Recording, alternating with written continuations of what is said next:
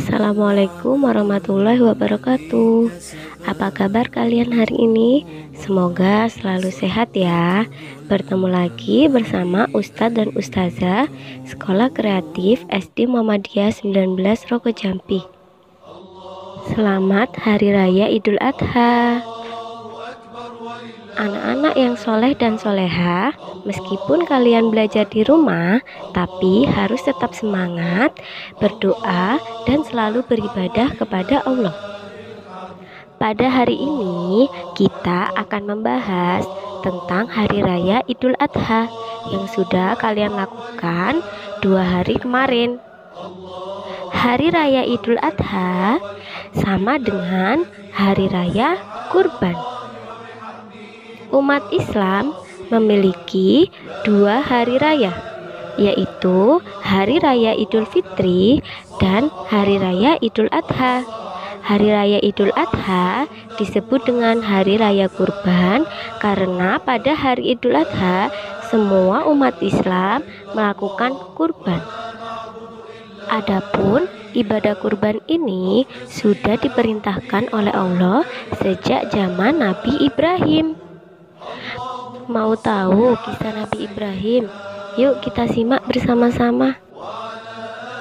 Sambil menyimak, jangan lupa disiapkan alat tulisnya ya, untuk mencatat hal-hal penting di dalam cerita. Tentu kita ketahui, di setiap tahunnya, orang yang memiliki rezeki lebih dianjurkan untuk berkurban dan membagikan daging kurban kepada orang-orang yang berhak.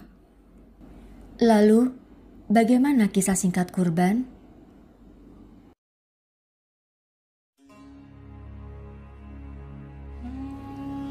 Alkisah bahwa Nabi Ibrahim mempunyai seorang istri yang bernama Siti Hajar.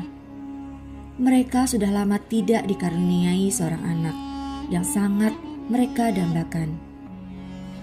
Hingga suatu hari, Nabi Ibrahim berdoa kepada Allah, "Ya Tuhanku, anugerahkanlah kepadaku seorang anak yang termasuk orang-orang yang soleh." Lalu, Allah pun menjawab doa dari Nabi Ibrahim.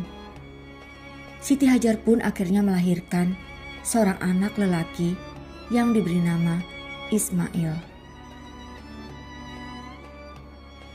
Pada saat Ismail tumbuh besar, pada suatu malam, di saat Nabi Ibrahim tertidur, dia bermimpi.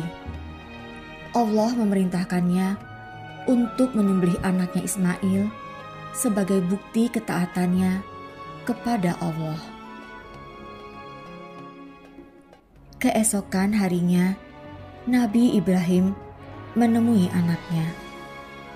Lalu, dengan berat hati, Nabi Ibrahim berkata kepada anaknya Ismail, "Hai anakku, sesungguhnya aku melihat dalam mimpi bahwa aku menyembelihmu. Maka fikirkanlah apa pendapatmu." Lalu Nabi Ismail pun menjawab, "Hai bapakku, kerjakanlah apa yang diperintahkan kepadamu. Insya Allah, kamu akan mendapatiku termasuk orang-orang yang sabar." Kemudian, Nabi Ibrahim pun membawa Ismail ke atas bukit dan membaringkannya. Lalu bersiap untuk melakukan penyembelihan.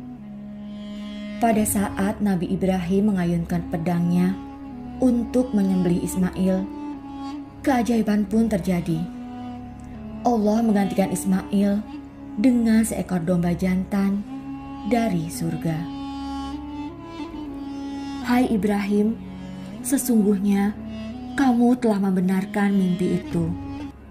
Sesungguhnya demikianlah kami memberi balasan kepada orang-orang yang berbuat baik. Sesungguhnya ini benar-benar suatu ujian yang nyata, dan kami tebus anak itu dengan seekor sembelihan yang besar." Nah, berikut adalah hewan-hewan yang digunakan untuk berkurban. Kambing, sapi, unta, dan lain-lain yang disebutkan dalam Al-Quran. Hewan-hewan tersebut disembelih dan dibagikan kepada orang-orang sekitar kita, seperti sanak saudara, kerabat, tetangga, dan fakir miskin.